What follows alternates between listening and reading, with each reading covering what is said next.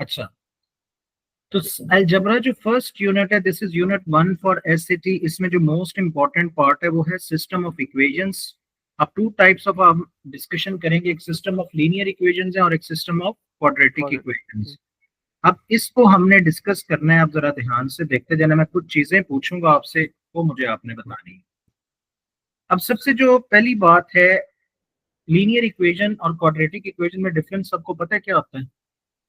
X की power 1 और x की 5। पावर, ठीक है। अच्छा, अब मुझे ये बताओ कि अगर मैं इसमें जो पहले, अगर हम टाइप वन, अगर हम system of linear equation, if we talk about system of linear equations, अगर हम इसकी बात करें,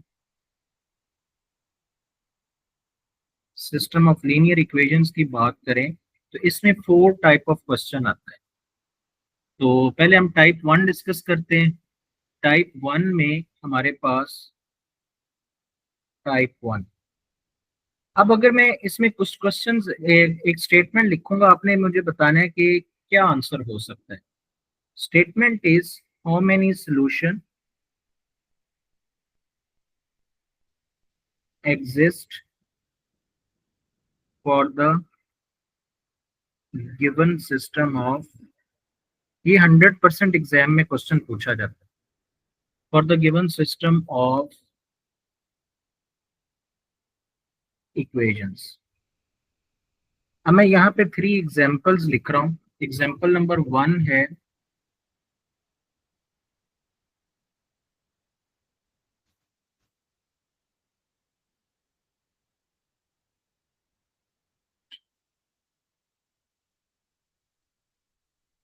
एग्जांपल वन है इसकी,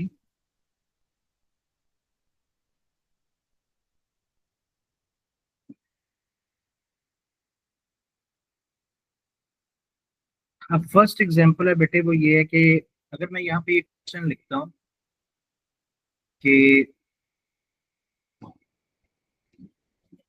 2x plus 3y is equal to 5, 4x plus 6y is equal to 8। 2x plus 3y is equal to 5, 4x plus 6y is equal to 8। ये आपके पास question number one है। और इसकी ऑप्शंस आर, ए ऑप्शंस है, first option है 1, B option है 2, C option है 3, D option, sorry 3 कह रहा हूँ, इन्फिनिट, सी ऑप्शन है इन्फिनिट, और डी ऑप्शन है 0। This is question number one.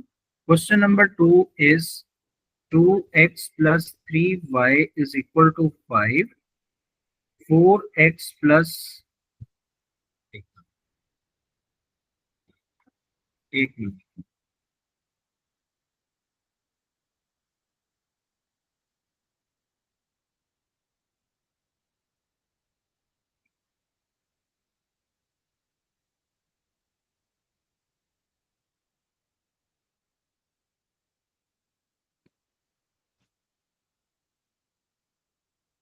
second equation is 2x plus 3y is equal to 5 and 4x plus 6y is equal to 10. This is question number 2.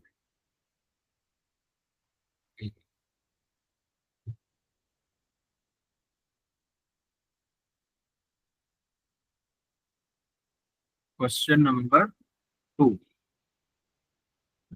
Question number 3, this is question number 1. Question number 2 मैंने आपको लिख दिया। Question number 3. Question number 3 is 2x plus 3y is equal to 5, 5x minus 2y is equal to -2। अच्छा बेटे, बता सकते हो कि क्वेश्चन, अच्छा तीनों क्वेश्चंस के लिए यही फोर जो मैंने ऑप्शंस लिखी है ना, यही फोर ऑप्शंस है इन ऑल थ्री क्वेश्चंस के लिए। ये जो मैंने फोर ऑप्शंस लिखी हैं, ए बी सी डी, यही आपके पास फोर ऑप्शंस। पहले का तो इन्फिनाइट होगा। फर्स्ट का इन्फिनिट है आपका, चलें। What about second?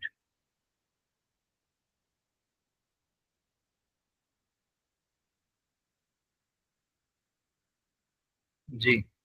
0। अच्छा, सेकंड का 0 है। What about third? थर्ड का 2। ट्रू। अच्छा, आपका क्या नाम है? मुनीम, क्या नाम है?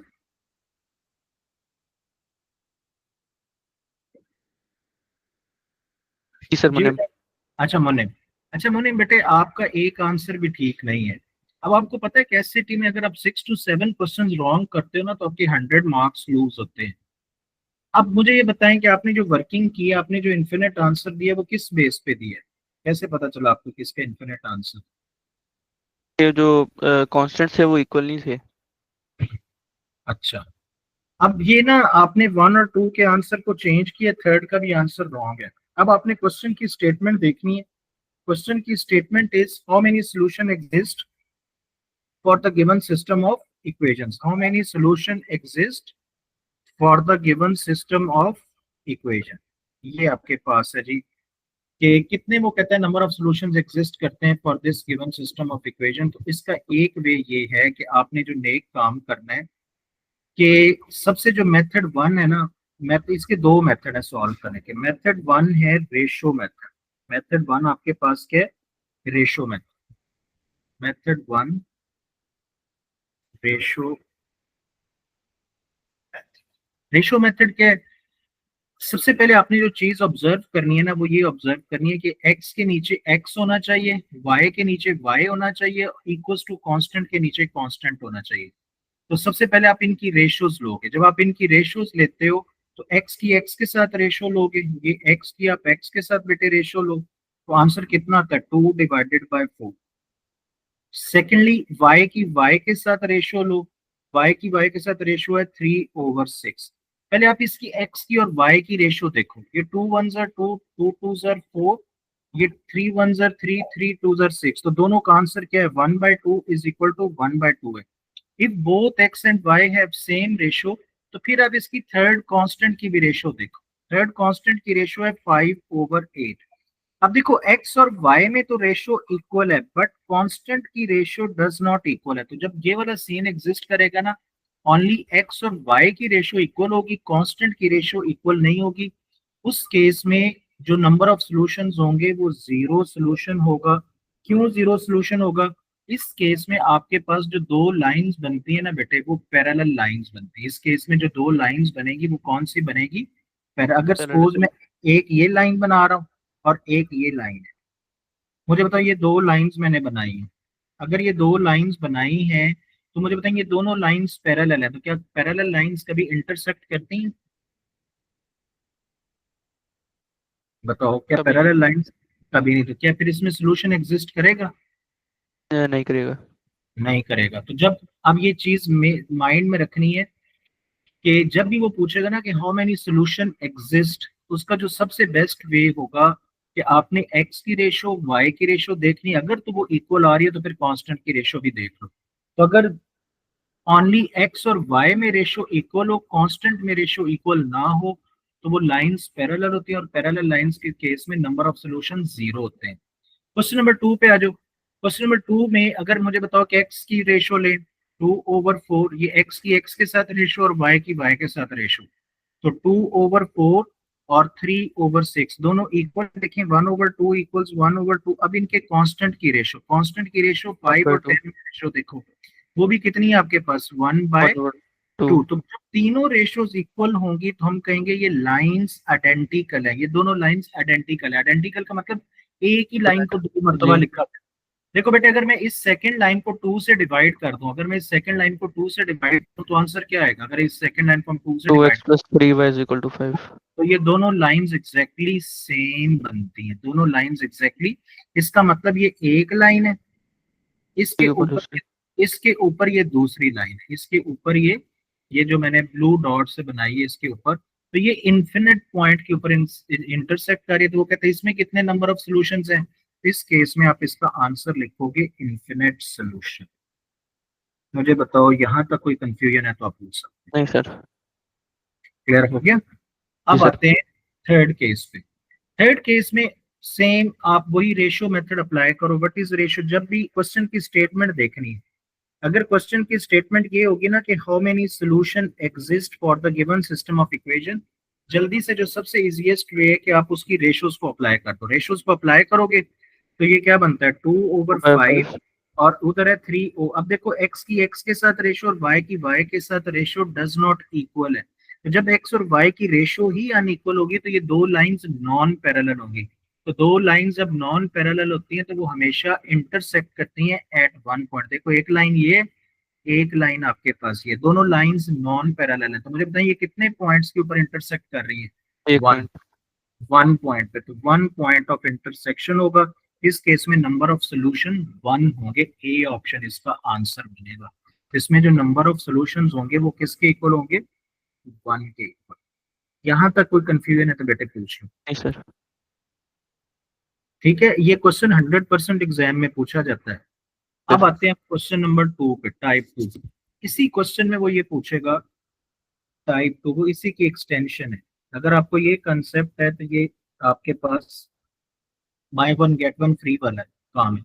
अगर यहाँ पे मैं लिखता हूँ ax+3y is equal to 5, 4x+6y is equal to 8, और क्वेश्चन में वो ये देता है कि if the above system of equation have, if the above system of equation have no solution,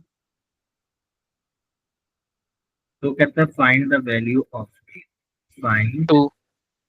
the value of a. अब नो सोल्यूशन कब होता है या जीरो सोल्यूशन कब होता है, मैंने क्या आपको बताया, उसमें एक्स और वाई में ratio, ratio between x and y will be same. अगर आपके पास बेटे एक्स और वाई की रेशो देखते हो, ये एक्स और वाई की रेशो वुड बी सेम होती है जब same. Zero solution, no solution होता है। तो जब जीरो सोल्यूशन और नो सोल्यूशन होगा तो ratio between x and y would be same. तो मुझे ये बताओ कि ये 3 को 2 टाइम्स किया गया है, तो अगर x और y की रेशो सेम है, 3 का डबल 6 है, तो इसका a का डबल 4 बनता है, तो a की वैल्यू कितनी बनेगी? 2।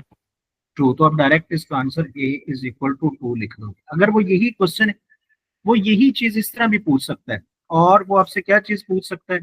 For what value of a, for what value of a the system of equation have, the system of equation have no solution, या वो जीरो सॉल्यूशन है। वो इस क्वेश्चन को इस तरह भी पूछ सकता है। अच्छा, अगर यही क्वेश्चन वो इस तरह पूछ ले, वो कहते जी कि ax+3y is equal to 5, 4x+6y is equal to b। वो कहता है for what value of a and b, for what value of a and b the system of equation है, द सिस्टम ऑफ इक्वेशन है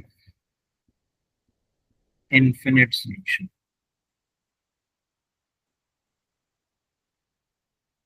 ये question.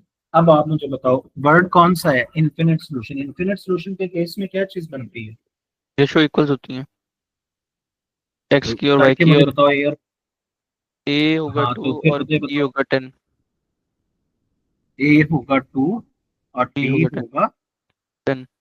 10। अब मुझे बताओ जितना हमने पढ़ा इसमें कोई कंफ्यूजन?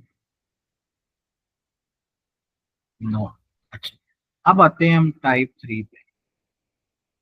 अब आपने मुझे इसको सॉल्व करके दे, अगर यहाँ पे लिखा हुआ है 2x+3y is equal to 5 and 5y minus 3x is equal to 2, तो हमें या तो खाली वो आपसे x का आंसर पूछेगा या खाली y का आंसर पूछेगा, कैसे आंसर देंगे? पहले तो उसको अरेंज करेंगे। मैं सॉल्व कर लेता हूँ। हाँ करके बताओ कैसे करोगे।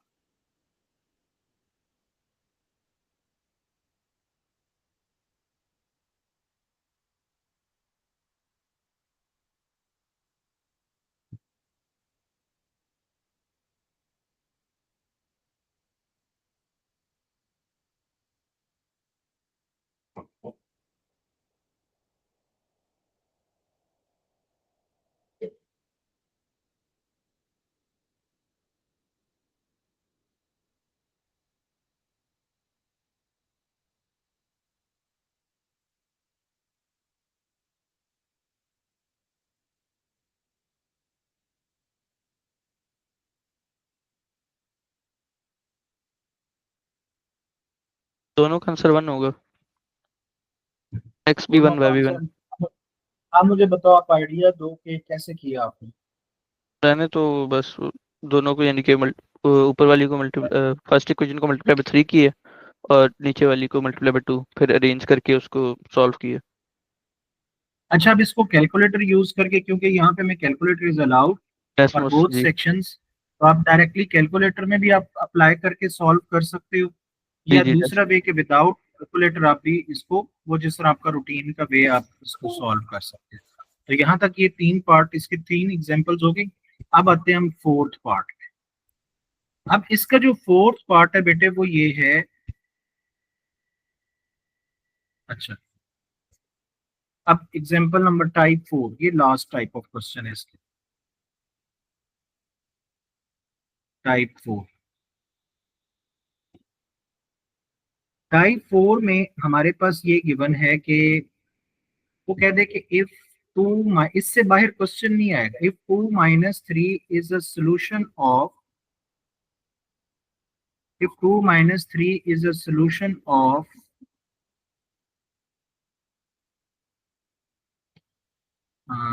hx plus 3y is equal to 8, 5x minus ky is equal to -2, और वो कहता है h ओवर k का आंसर क्या है। चलो बताओ इसको कैसे करेंगे।